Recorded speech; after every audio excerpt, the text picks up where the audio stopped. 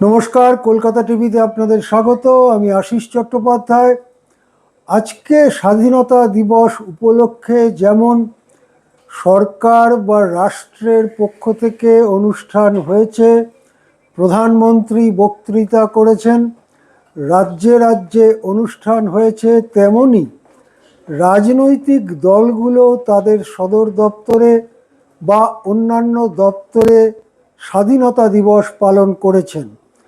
এই অনুষ্ঠানে যেমন স্বাধীনতা পতাকা, ভারতের পতাকা, জাতীয় পতাকা তোলা হয়, তেমনি এই অনুষ্ঠানে জনগণমন, বন্দে মাতরম ইত্যাদি গান গাওয়া হয়।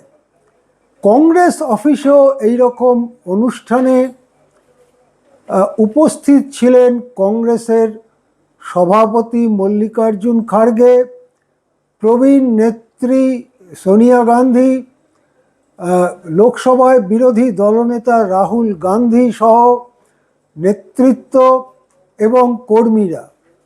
সেখানে বন্দে মাতরম বাজানো শুরু হয় এবং দেখা যায় যে দুটি স্তবক কংগ্রেস 1937 সাল থেকে গ্রহণ করে দুটি স্তবক গেয়েছে, এবারে একটা মাইক্রোফোনে হয়তো একটা কোনো যন্ত্রে সেটা বাজানো হচ্ছিল, সেইখানে দু স্তবকের বদলে যেটা কেন্দ্রীয় সরকার বলছে বা বিজেপি বলছে, সেই সমস্ত স্তবকগুলোই সেখানে বাজানো হয়।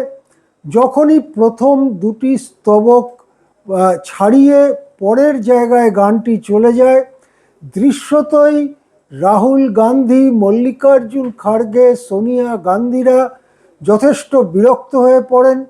তারা যে স্থির হয়ে দাঁড়িয়েছিলেন এবং সুর মেলাচ্ছিলেন সেই গানের সঙ্গে, সেটা হঠাৎ বন্ধ হয়ে যায় এবং দৃশ্যতই একটা চরম অস্বস্তির পরিস্থিতি তৈরি হয়।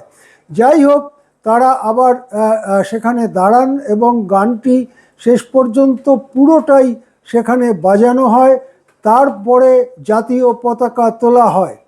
এইটা নিয়ে জাতীয় রাজনীতিতে কিছুটা শোরগোল তৈরি হয়েছে এবং বিজেপি হিন্দুত্ববাদী জায়গার থেকে বা তাদের মুখপত্ররা এইটা বলতে চাইছেন যে জাতীয় যে গান বন্দে মাতরম, যাকে পুরো গানটিকে জাতীয় গানের মর্যাদা দেওয়া হয়েছে, তার প্রতি অপমান করেছেন কংগ্রেস নেতৃত্ব।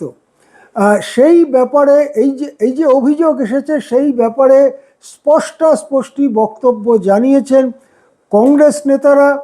জয়রাম রমেশ বলেছেন, 1937 সালে কংগ্রেস অধিবেশনে নানান চিন্তা ভাবনার পরে প্রথম দুটি স্তবক গাওয়ার সিদ্ধান্ত হয়, যে সিদ্ধান্ত নেতাজি সুভাষচন্দ্র বসু, রবীন্দ্রনাথ ঠাকুর, জওহরলাল নেহেরু, মহাত্মা গান্ধী মিলিতভাবে গ্রহণ করেছিলেন। সেই সিদ্ধান্তের ভিত্তিতেই দেশ যখন স্বাধীন হয়, প্রথম দুটি স্তোত্র, প্রথম দুটি স্ট্যাঞ্জা গাওয়ারই নিয়ম ছিল। এতদিনের সেই নিয়ম, 90 বছরের নিয়ম, কংগ্রেস কেন ভাঙবে? কংগ্রেস তাই প্রথম দুটি স্তবক গাওয়াকেই সঠিক বলে মনে করে এবং সেই কাজের চেষ্টা করে কংগ্রেসের নেতৃত্ব কোনো অন্যায় করেননি। আমরা সকলেই জানি যে স্বাধীনতা আন্দোলনের সময় বন্দে মাতরম, বিশেষ করে বন্দে মাতরমের প্রথম দু তিনটি লাইন অতি জনপ্রিয় হয়েছিল স্বাধীনতা সংগ্রামীদের কাছে। সেটা কংগ্রেস ঘরানার স্বাধীনতা সংগ্রামী যেমন বিপ্লবী ঘরানার স্বাধীনতা সংগ্রামীদের কাছেও খুবই জনপ্রিয় হয়েছিল। তারা এর থেকে লড়াইয়ের প্রেরণা পেতেন এবং সেই অরবিন্দ থেকে শুরু করে, আলিপুর বোমা মামলা থেকে শুরু করে 1930 সালে যখন চট্টগ্রাম অস্ত্রাগার লুণ্ঠন বলুন বা চট্টগ্রামে যে বিপ্লবের ঘোষণা মাস্টারদা সূর্য সেনের নেতৃত্বে হয়েছিল, তার মাঝে বহু বিপ্লবী কার্যকলাপ হয়েছে।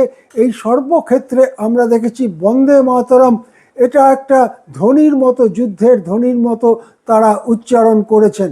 কিন্তু এই গোটা সময় পর্বে আমরা দেখেছি যে বন্দে মাতরম গানের যে অংশে এই হিন্দু দেবদেবীর কথা আছে সেটা কখনোই সাধারণভাবে সামনে আনা হয়নি।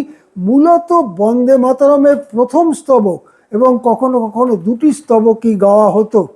এই জায়গাটায় দাঁড়িয়েই রবীন্দ্রনাথেরও মতামত জানতে চেয়েছিলেন সুভাষচন্দ্র বসু এবং জওহরলাল নেহেরু। গান্ধীজিও রবীন্দ্রনাথ যে পরামর্শ দেন সেটাকে মেনে, সঠিক মনে করে গান্ধীজি সেই পরামর্শ মেনে নেন এবং 1937 সালে কংগ্রেসের অধিবেশনে বন্দে মাতরম গাওয়া হয়। বন্দে মাতরমের সুর দেওয়ার ব্যাপারেও রবীন্দ্রনাথের ভূমিকা আছে। রবীন্দ্রনাথের এক বোনের দিদির মেয়ে সরলা রায়চৌধুরী, তাঁরও ভূমিকা আছে এবং এইভাবে সবসময় আজকে যেমনভাবে গাওয়া হয় ঠিক এভাবে গাওয়া হতো না, নানানভাবে বন্দে মাতরম গাওয়া হয়েছে। এমনকি বিখ্যাত কীর্তন শিল্পী ছবি বন্দ্যোপাধ্যায়ের ভিডিও খুঁজলে, খোঁজাখুঁজি করলে এখনো পাওয়া যেতে পারে ইন্টারনেট দুনিয়ায়। তিনি আবার অন্যভাবে বন্দে মাতরম গেয়েছেন, নানান সুরে গাওয়া হয়েছে, কিন্তু মূলত স্বাধীনতা সংগ্রামের প্রেরণা হিসেবে প্রথম দুটি স্তবক নেওয়া হয়েছিল, সেটাই স্বাধীন ভারতে গৃহীত হয়েছিল। সেই জিনিসটাকে ভেঙে জিনিসটার মধ্যে হিন্দু দেবদেবীর ধারণা এনে জিনিসটার মধ্যে একটা সাম্প্রদায়িক রং দেবার জন্যই পুরো গানটি গাইবার যে ফতোয়া দেওয়া হয়েছে কেন্দ্রীয় সরকারের পক্ষ থেকে। বন্দে মাতরমের 6টি স্তবকই গাইতে হবে এই যে নির্দেশ, সেই নির্দেশের মধ্য দিয়ে বন্দে মাতরমের মধ্যে যে হিন্দু দেবদেবীর কল্পনা করা হয়েছে তার মাধ্যমে একটা সাম্প্রদায়িকতা তৈরি করবার চেষ্টাই হিন্দুত্ববাদীরা করছে, তার বিরোধিতা করছে কংগ্রেস।